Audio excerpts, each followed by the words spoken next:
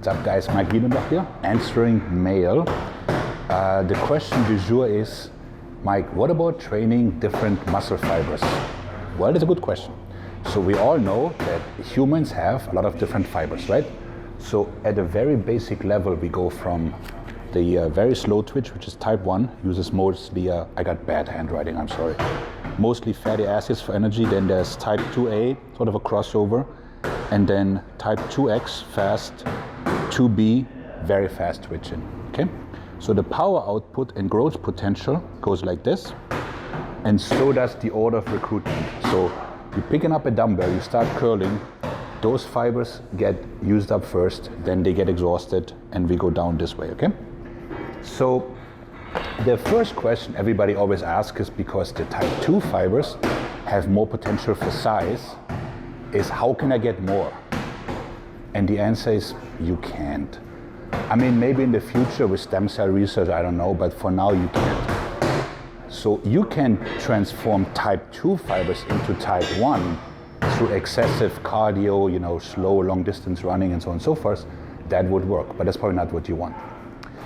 So now that we have ruled out that you can create your own type 2 fibers, here's the good news. Most bodybuilders, top level even, they are about 50-50, right? So we're all mutts. We have 50% fast twitch and 50% slow twitch.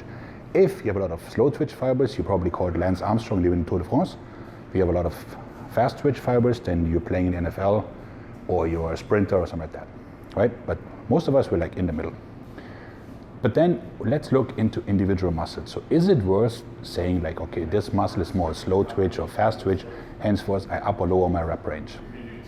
And usually people are being told like, okay, why don't you test your 80 rep maximum, see how many reps you can get. So let's say somebody can bench 100 pounds for once. Okay, it's not very strong, okay? Now this person would take his 80%, which is 80 pounds, and see how many you can get.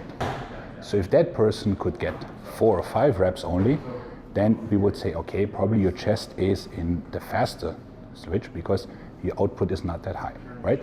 If you can get closer to it with a higher rep range, say 10 to 12, we would say, oh, those must be more slow twitch fibers because you're more of an endurance guy, because you can get higher reps.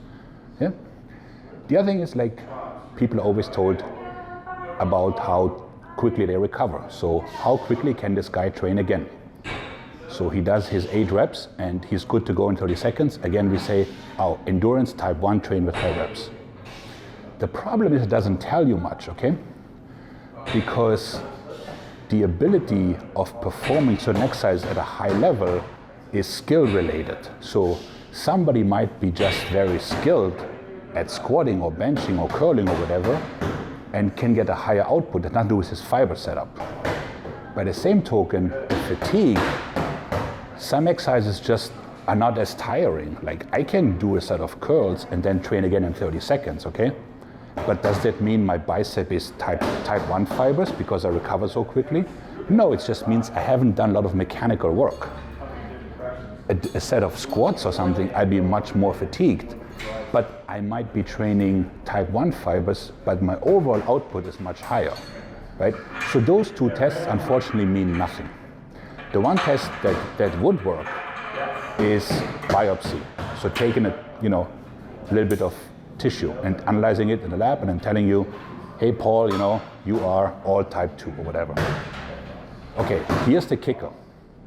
Even if you were to biopsy every single muscle in your body and you get a complete roadmap like type 1, type 2, type 1, type 2, type 1, type 2 of your body, it wouldn't matter for your training. So studies have shown us that, if I can pull this up, people going through different rep ranges anywhere from 6 to 15, like 30% load all the way up to 80% load. And the difference is minimal as long as the sets are performed with a high intensity close to failure. So repeat after me. The training is not being impacted by your fiber type.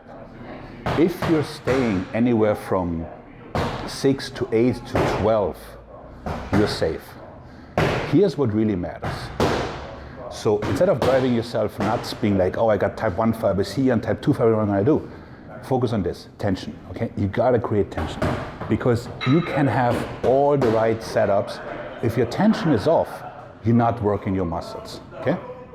Work the strength curve. I've been over this over and over, but if you're not covering the stretch, the mid-range, and the contracted position, that's also a waste because then you're leaving growth on the table, literally, if you only work in a mid-range. And lastly, scapular retraction for upper body. If your scapula are not locked in during, let's say, a chest fly, then you're doing a shoulder press. So now you've spent all this money on the biopsy, the wounds are just healing, and you're not working the muscle that you're supposed to work. That's nonsensical. So in my opinion, this whole fiber setup is just another way, just like the somatypes we talked about last week, where people drive themselves nuts about something that they cannot change in the first place, when they should be focusing on the things they can impact, which is tension, the strength curve, and scapular retraction, because then you're in control and you can grow whatever it is that you want to grow. So with that, have a great weekend. Maik out.